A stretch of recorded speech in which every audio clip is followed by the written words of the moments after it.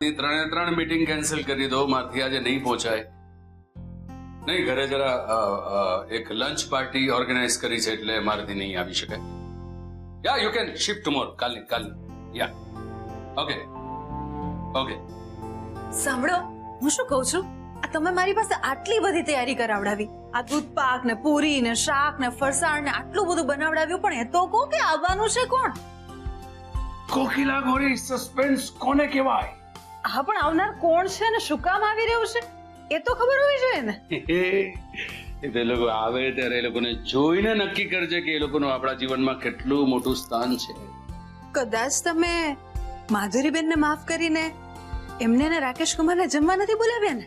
Oh my God, તારો તો નણંદ માટેનો પ્રેમ ઉભરાઈ રહ્યો છે નહીં? ડોન્ટ વરી, એ લોકોને પણ બોલાવીશું, પણ હમણાં નહીં, થોડા દિવસ પછી. ઓકે? હા, તો આજે અત્યારે કોણ આવે છે એ તો કહો. કોકી રાણી, તમારા બધા જ સવાલોનો જવાબ મળશે એક નાનકડા બ્રેક પછી, બપોરે 12:30 વાગે. ત્યાં સુધી તમારી બાકીની રસોઈ પૂરી કરો જાઓ. સારું, બપોરે 12:30 વાગ્યા સુધીમાં તમે કહેલી બધી જ રસોઈ તૈયાર હશે. બસ. ઓકે, મારા પેલા ભરેલા મરચાના ભજીયા. હા, ભજીયા પણ બનાવી નાખીશ. મોટી બેન, હવે તો કહો કે જમવા કોણ આવવાનું છે? સવિતા, મને જેવી ખબર પડશે ને એવી તરત તને કહી દઈશ. હા, અત્યારે હાથ ચલાવ. 12:30 થઈ ગયા. હવે તો મને કહો કે એવું તો ખાસ કોણ મહેમાન આવવાનું છે? હું હાજર છું. અરે બાબુ, તમે આવો. સારું થયું તમે આવી ગયા. જમવાનું તૈયાર છે, જમી લો. અરે જમવા બોલાવ્યા છે તો જમીને જ જઈશ ને. આ જયરાજભાઈનો ફોન હતો કે આજે બધાએ સાથે બેસીને જમવાનું છે. પછી આપણે તો વિચારવાનું જ ના હોય ને. કેમ છો બધા? કેમ છો કોકિલાબેન? જય શ્રી કૃષ્ણ. અરે આવો હિનાબેન, જય શ્રી કૃષ્ણ. મને માફ કરજો. હા, એટલે મને આવતા જરા મોડું થઈ ગયું. તૈયાર તો હું એકદમ ક્યારની થઈ ગઈ હતી, પણ મને રિક્ષા જ બહુ લેટ મળી.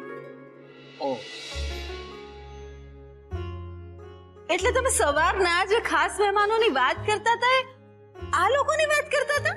હાજી. શું વાત છે? સવારનું સરપ્રાઈઝ કરીને એમણે આખું ઘર માથે લીધું હતું.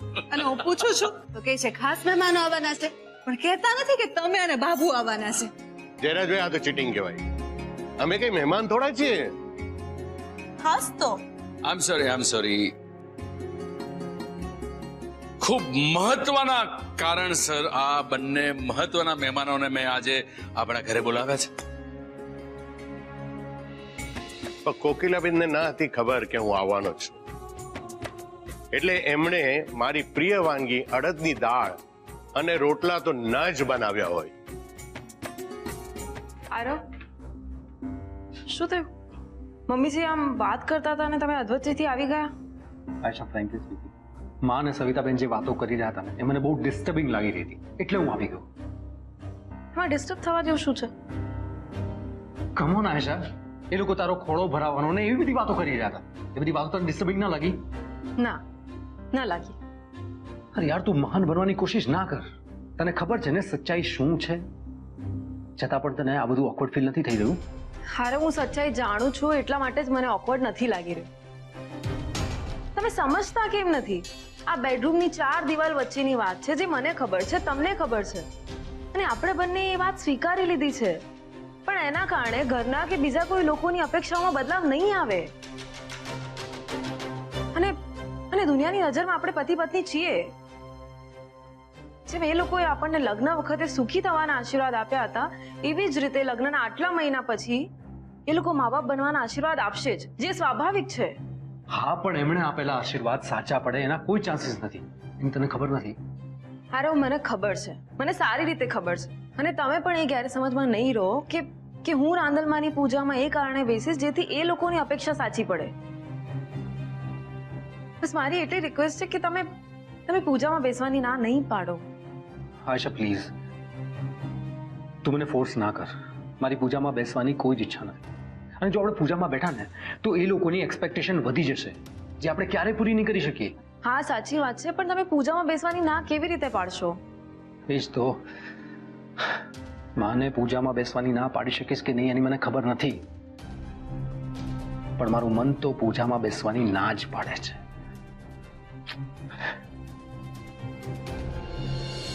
જુઓ, બાબુ સાથે મારી વાત થઈ ગઈ છે. એ તો બહાર ગામ ગયા છે એમની બહેનને ત્યાં મામેરું ભરવા માટે, પણ એમણે કીધું છે કે વહેલી સવારે 7 વાગે પૂજા શરૂ થઈ જવી જોઈએ. જુઓ, પૂજાની અડધી સામગ્રી તો મહારાજ લેતા આવશે અને જે બાકીનું અડધું રહેશે ને એ સવિતા પૂરી કરી લેશે.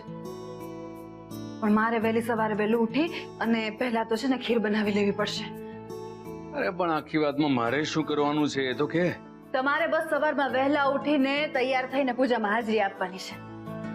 હું શું કહું છું કોકી, કાલે તું પેલું જ ઘર જોડું પહેરજે ને, મને ખૂબ ગમે છે તું એમાં, ખૂબ શોભે છે.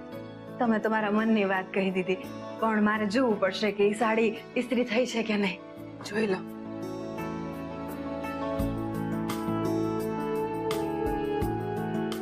જો અરે કેવું પડે કોકી, આપણા લગ્નને આટલા વર્ષ વીતી ગયા પણ તારા સાડીની ચમક અને તારા ચહેરાની ચમક હજુ એવી ને એવી જ છે.